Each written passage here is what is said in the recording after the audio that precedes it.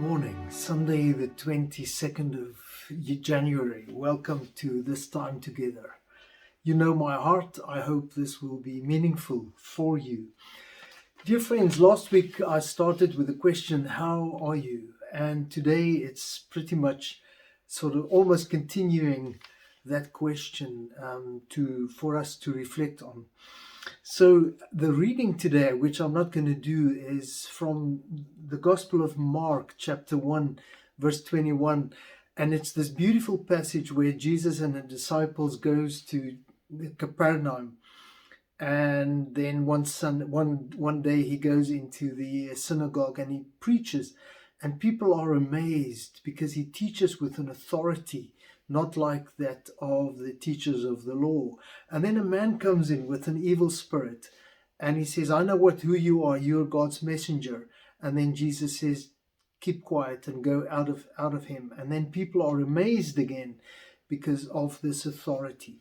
So twice in this passage we have the word authority.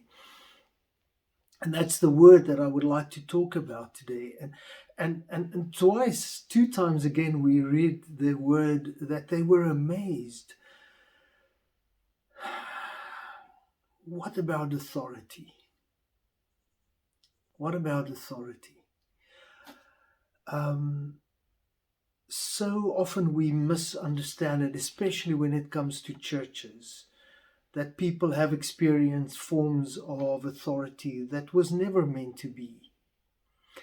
But Jesus' authority is sort of difficult to describe. It was not presumptuous. It was different from what they experienced. But it wasn't a self-esteem or a dominance or a power play or being strong or in whatever negative way authority can be understood today. It wasn't power.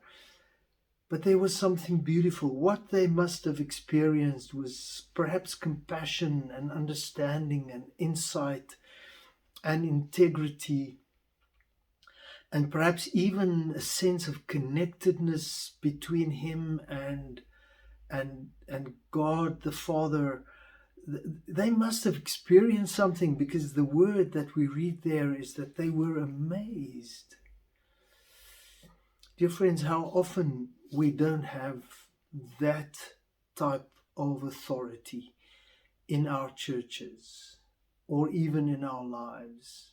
Definitely not in our parliaments, and even worse when we look at political leaders and what happens in the world at the moment. But there's a beauty in this authority of Jesus. And my question today is, how does this authority look in our lives?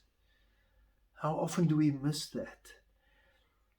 I believe that not only in our personal lives, but in our community life, that will be the binding factor.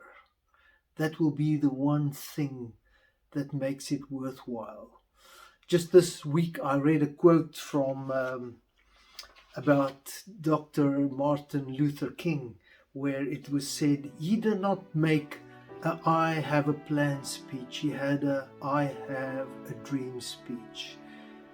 And perhaps people saw that in this man, that he had a dream, and that perhaps that was part of his authority.